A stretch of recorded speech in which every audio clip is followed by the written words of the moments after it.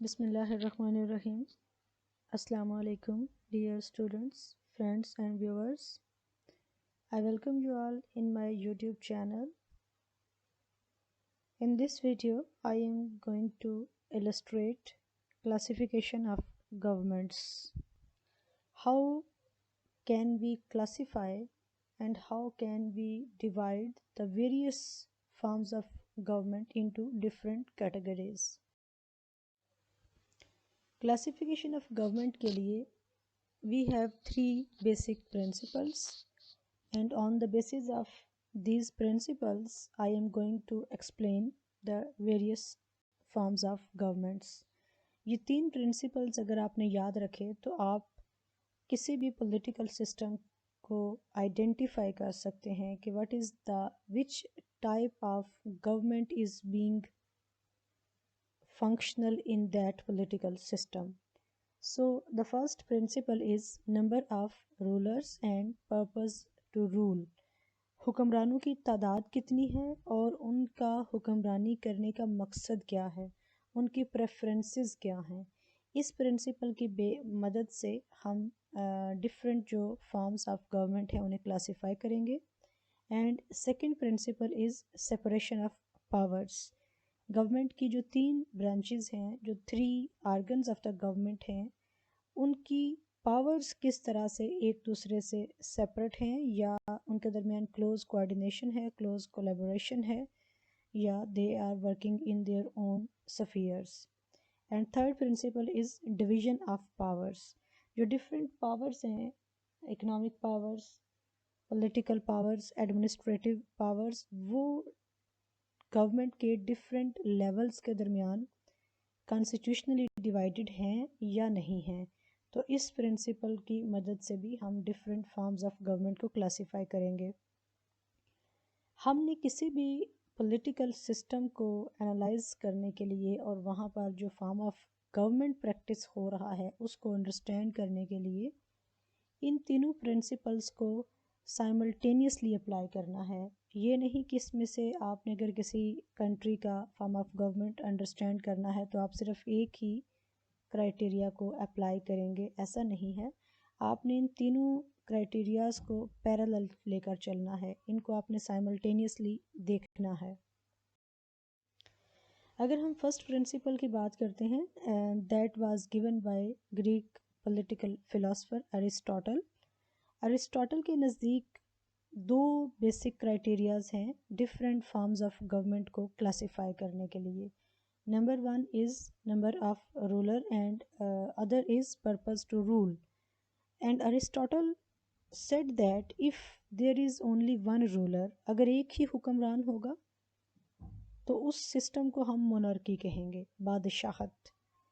और जो second principal है पर्पस टू रूल, उसके मुताबिक अगर वो रूलर पब्लिक वेलफेयर के लिए, पब्लिक वेल बीइंग के लिए काम कर रहा है, सोसाइटी के कलेक्टिव इंटरेस्ट्स के लिए काम कर रहा है, मैसेज के फ़ायदे के लिए, उनके बेनिफिट्स के लिए काम कर रहा है, उसका जो रूल करने का मकसद है और जो वो अपनी अथॉरिटी को यूज़ कर रहा है, वो उस अथॉरिटी को अपने पर्सनल बेनिफिट्स को मैक्सिमाइज़ करने के लिए यूज़ नहीं कर रहा, रदर वो अपने उस पॉलिटिकल ऑफिस को, अपनी उस अथॉरिटी को, अपनी पावर्स को यूज़ कर रहा है पब्लिक इंटरेस्ट्स के लिए, पब्लिक बेनिफिट्स के लिए, आवाम को एक बेटर लाइफ प्रोवाइड करने के लिए, उनको डिफरेंट सोशल, इकोनॉमिक और पॉलिटिकल अपॉर्चुनिटीज़ प्रोवाइड करने के लिए.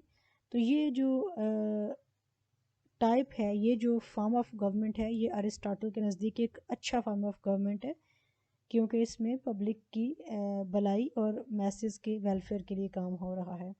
लेकिन अरिस्टोटल ये कहता है कि जब वो रूलर पर्सनल इंटरेस्ट्स को प्रेफर करना शुरू कर दे और वह पब्लिक इंटरेस्ट्स को वायलेट करे, कलेक्टिव इंटरेस्ट्स को निगेट करे और अपने रिलेटिव्स को, अपने फ्रेंड्स को, अपने पीयर्स को नवाजना शुरू कर दे, कॉम्पिटेंसी ख़त्म हो जाए, मेरिट ख़त्म हो जाए, इक्वल अपॉर्चुनिटीज़ की प्रोविज़न ख़त्म हो जाए, इक्वालिटी ख़त्म हो जाए और सिर्फ जो है फेवरेटिज़म शुरू हो जाए, नेपोटिज़म शुरू हो जाए, तो ऐसे सिस्टम को जिसमें सिंगल पर्सन रूल कर रहा है लेकिन उसके रूल करने का जो मकसद है वो है अपनी ताकत को, अपनी दौलत को और अपनी अथॉरिटी को कंसोलिडेट करना, ना कि उस पावर को और उस अथॉरिटी को यूज़ करते हुए पब्लिक बेनिफिट्स के लिए, पब्लिक वेलफेयर के लिए काम करना।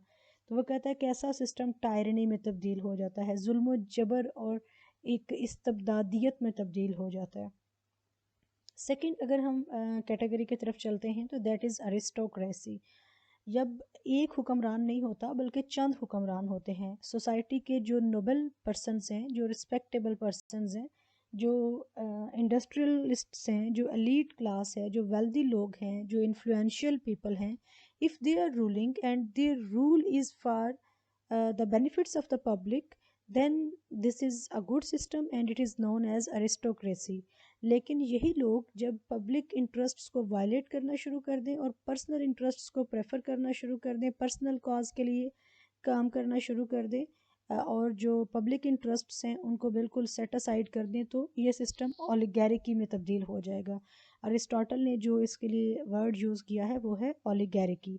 And third is polity. Polity में वन रूलर नहीं होगा, फ्यू रूलर्स नहीं होंगे, बल्कि मैनी रूलर्स होंगे, मेजॉरिटी रूल होगा। इसमें जो पब्लिक रिप्रेजेंटेटिव हैं, पब्लिक रिप्रेजेंटेटिव रूल करेंगे, क्योंकि जिस पीरियड में अरिस्टोटल था उस पीरियड में जो नंबर ऑफ़ पॉपुलेशन थी और जो टेरिटरी थी, वो दोनों चीज़ें लिमिटेड थी, और जो ग्रीक सिटी स्टेट्स थे दे वर वेरी स्मॉल। तो उस टाइम पीरियड पे डायरेक्ट डेमोक्रेसी को प्रैक्टिस किया जाना पॉसिबल था। तो अरिस्टोटल के नज़दीक ये बेस्ट सिस्टम ऑफ गवर्नमेंट है पॉलिटी, जिसमें वो कहता है कि लोग डायरेक्टली इन्वॉल्व होते हैं in governmental affairs and they are directly involve in policy making process. और वो लोग जो कि गवर्नमेंट का पार्ट हैं, जब वो अपनी उस अथॉरिटी को यूज़ करते हैं for public welfare and for the well being of people, तो उस सिस्टम को वो पॉलिटी का नाम देता है। And this is the most favourable and favourite system of Aristotle. लेकिन अरिस्टोटल ये कहता है कि जब ये रूलर्स, ये जो रिप्रेजेंटेटिव हैं, when they start to use the authority for their personal benefits and for their personal motives and they started to violate public interests and collective interest, तो वो इसको डेमोक्रेसी का नाम देता है। यानी हम ये कह सकते हैं कि अरिस्टोटल के नज़दीक democracy was not a favoured political system. उसके नज़दीक डेमोक्रेसी एक एक बेस्ट फॉर्म ऑफ गवर्नमेंट नहीं था, rather it is a perverted form of government of polity, यानी ये पॉलिटी की बिगड़ी हुई शक्ल है। तो अरिस्टोटल की इस क्लासिफिकेशन में हमने जो पहले कॉलम के अंदर मोनार्की, अरिस्टोक्रेसी और पॉलिटी को डिस्कस किया, ये अरिस्टोटल के नज़दीक अच्छे निज़ामी हुकूमत हैं, ये अच्छे फॉर्म ऑफ गवर्नमेंट है। और इनकी जो बिगड़ी हुई शक्ल है, बिगड़ी हुई शक्ल कब बनेगी, जब वो पब्लिक इंटरेस्ट्स की बजाय पर्सनल इंटरेस्ट्स को प्रेफर करना शुरू कर दें, जब वो अपनी वेल्थ को ही मैक्सिमाइज़ करना शुरू कर दें और जो पब्लिक इंटरेस्ट्स है उसकी तरफ बिल्कुल उनका ध्यान ना जाए, तो ये इसकी बिगड़ी हुई शक्ल है। तो first principle number of ruler के मुताबिक हमने 3 डिफरेंट कैटेगरीज़ की बात की। इस वक्त अगर आप दुनिया में देखें तो जो मेजॉरिटी ऑफ़ द स्टेट्स हैं दे आर डेमोक्रेटिक स्टेट्स, और वहाँ पर जो नंबर ऑफ़ रूलर्स हैं, there isn't a single ruler, there are not few rulers, rather there are many rulers, there is a majority rule. And जो majority rule है वो public representative के ज़रिए से है। इसके बावजूद दुनिया के डिफरेंट पार्ट्स में आज भी आपको मोनार्की नज़र आएगी डिफरेंट अरब कंट्रीज़ के अंदर। अगर हम कॉन्स्टिट्यूशनल मोनार्की की बात करें तो यूके के अंदर भी कॉन्स्टिट्यूशनल मोनार्की है। ये कहा जाता है कि वहाँ पे उन्होंने जो उनकी कस्टम्स और ट्रेडिशंस हैं, जैसे उन्होंने जो स्टिल जो क्वीन है वहाँ की, अगरचे उसके पास जो पावर्स हैं they are very titular powers and ceremonial powers, actual powers उसके पास नहीं है, लेकिन उन्होंने अपने उस इंस्टीट्यूशन को स्टिल रिटेन किया हुआ है। Let's proceed to next principle, that is separation of powers. Separation of powers को डिस्कस करने से पहले let's discuss the structure of a government. अगर हम स्ट्रक्चर ऑफ गवर्नमेंट की बात करते हैं तो basically there are 3 most important organs of a government. One is called legislature and the other is called executive and the third is called judiciary. Legislature का काम क्या होता है? लेजिस्लेशन करना, कवानीन बनाना, policy making, law making. And executive का काम क्या है कि to execute those laws which have been formulated by the legislature. Judiciary का काम क्या है? Adjudication. In case of any conflict between legislature and executive, judiciary adjudicates. Judiciary is also said the guardian of constitution. That's why judicial review का concept भी मौजूद है. बहरहाल at this moment we are not focusing on judiciary, rather we are focusing on the two organs. One is legislature and the other is executive. इन दोनों organs को criteria बनाते हुए, base बनाते हुए हम किस तरह से जो दो फेमस फॉर्म ऑफ गवर्नमेंट है उनको क्लासीफाई कर सकते हैं. One is parliamentary and the other is presidential. The interrelationship between legislature and executive defines presidential or parliamentary forms of government कैसे. If executive is the part of legislature and is accountable to it, the system will be parliamentary. Executive जिसको हम cabinet branch कहते हैं, जो cabinet है अगर वो legislature का ही एक पार्ट है, मीन्स के जो एग्जेक्टिव मेंबर्स हैं it is necessary for them to be an elected member, कि वो एक इलेक्टेड मेंबर होगा. तो उस सिस्टम को सेकंड कंडीशन क्या है कि they are individually as well as collectively accountable to legislature. जैसे मैंने इससे पहले एक वीडियो में क्वेश्चन आवर शेयर किया था, तो क्वेश्चन आवर के अंदर जो प्राइवेट मेंबर्स हैं, प्राइवेट मेंबर्स कौन से मेंबर्स हैं जो कि part of, they are the part of the legislature but they are not the part of government, so that's why they are called private members. तो जो प्राइवेट मेंबर्स हैं वो गवर्नमेंट मेंबर्स से क्वेश्चंस करते हैं. गवर्नमेंट मेंबर्स कौन से लोग हैं, जो कि एग्जेक्टिव का पार्ट है, जो कि गवर्नमेंट का पार्ट है. और ये जो क्वेश्चन आंसर सेशन है एक्चुअली ये किसको अकाउंटेबल बना रहा है, एग्जेक्टिव को अकाउंटेबल बना रहा है इन फ्रंट ऑफ लेजिस्लेचर. तो अगर एग्जेक्टिव लेजिस्लेचर का पार्ट है, एग्जेक्टिव को लेजिस्लेचर से ही लिया गया है, जैसे अगर आप पाकिस्तान का केस देखें, आप हम इंडिया का केस देखें, आप यूके का केस देखें, इस वक्त पाकिस्तान के अंदर पीटीआई की गवर्नमेंट है. तो पीटीआई की गवर्नमेंट में आपको वही मिनिस्टर्स मिलेंगे जो कि इलेक्टेड मिनिस्टर्स हैं. कोई आपको नॉन इलेक्टेड मिनिस्टर नहीं मिलेगा एक्सेप्ट शेख अब्दुल हफीज़. अब्दुल हफीज़ जो है कि फेडरल मिनिस्टर हैं, फाइनेंस मिनिस्टर, उनको दिसंबर 2020 में अपॉइंट किया गया है और उनके लिए कंडीशन है कि वो 6 मंथ्स के अंदर अंदर अगर लेजिस्लेचर की मेंबरशिप ले लेते हैं. लेजिस्लेचर की मेंबरशिप उन्हें कैसे मिलनी है, अगर वो इलेक्टेड मेंबर हो जाते हैं, वो किसी सेफ कॉन्स्टिट्यूंसी से बाय इलेक्शन के ज़रिए से विन करके तो लेजिस्लेचर का पार्ट बन जाते हैं. इन दैट केस वो अपनी जो मिनिस्ट्री है उसे कंटिन्यू करेंगे, अदरवाइज़ जून 2021 के अंदर उनका टेन्योर ख़त्म हो जाएगा. और ये राइट होता है प्राइम मिनिस्टर के पास, हमारे कॉन्स्टिट्यूशन ने उनको ये राइट दिया हुआ है कि वो ऐसे किसी भी शख्स को अपॉइंट कर सकते हैं, लेकिन अपॉइंट होने के बाद उसके लिए ये कंडीशन है कि वो 6 मंथ्स के अंदर अंदर उसने लेजिस्लेचर का पार्ट बनना है, उसने एक रिप्रेजेंटेटिव और एक इलेक्टेड मेंबर के तौर पे ख़ुद को प्रूव करना है. और अगर वो नहीं करता तो वो अपनी इस पोजीशन को सीज़ कर देगा, और अगर उसके पास उससे पहले कोई भी पोजीशन नहीं होगी तो वो उस किसी पोजीशन पर नहीं जाएगा, और अगर उससे पहले एडवाइज़र वगैरह वो है तो वो अपनी उसी जो अर्लियर पोजीशन थी उस पर काम करना शुरू कर देगा. तो ये चीज़ जो मैं आपको एक्सप्लेन कर रही हूँ कि एग्जेक्टिव के लिए ज़रूरी है कि वो लेजिस्लेचर का ही हिस्सा हो, और जो एग्जेक्टिव है वो लेजिस्लेचर के सामने अपनी उस पर्टिकुलर डिपार्टमेंट के लिए जिसको वो मिनिस्टर लीड कर रहा है उसके लिए भी वो अकाउंटेबल है, और उसके अलावा वो अपनी बाकी पूरी पार्टी की एक्शंस के लिए, अपनी पार्टी की पॉलिसीज़ के लिए भी लेजिस्लेचर के सामने अकाउंटेबल है. इसीलिए इसे कलेक्टिव अकाउंटेबिलिटी कहा जा रहा है. लेकिन अब हम इसके अपोजिट सेकंड सिनेरियो की बात करते हैं. In case the legislature is a separate institution and it is not obligatory for executive members to be the part of legislature and neither they are accountable to legislature, the form of government will be presidential one. जो legislature है और executive है, they both are two independent institutions. legislature elected members पे मुश्तमिल है, और जो executive है वो मेंबर्स हैं जिनको प्रेसिडेंट ने अपनी मर्ज़ी से, अपनी लाइकिंग की वजह से, या पार्टी के लिए उनके सर्विसेज की वजह से, या उनको उनकी एक्सपर्टीज़ की वजह से, उनके एक्सपीरियंस की वजह से उसने उन्हें अपनी कैबिनेट का पार्ट डिक्लेयर किया है. उन लोगों के लिए ज़रूरी नहीं है इलेक्टेड होना, उन लोगों के लिए इलेक्शन कॉन्टेस्ट करना और इलेक्शन में विन करना ज़रूरी नहीं है. That's why they are not accountable to legislature, rather they are only accountable to the chief executive. And who would be the chief executive? President would be the chief executive. तो उनके लिए chief executive के सामने accountable होना है, और individual accountability होगी, collective accountability नहीं होगी। अगर कोई health minister है तो वो health minister से related questions ही का आंसर करेगा, वो एजुकेशन से रिलेटेड जो चीज़ें हैं उनके लिए वो आंसर करने के लिए बाउंड नहीं है। He is not responsible for the policies and for the actions of the education department. US के अंदर प्रेसिडेंशियल सिस्टम ऑफ गवर्नमेंट है, और अगर हम यूके, इंडिया और पाकिस्तान की बात करें तो यहाँ पर पार्लियामेंट्री फॉर्म ऑफ गवर्नमेंट है। अगेन मैं रिपीट कर रही हूँ कि डिफरेंस क्या है। डिफरेंस आपने याद रखना है, inter relationship between legislature and executive.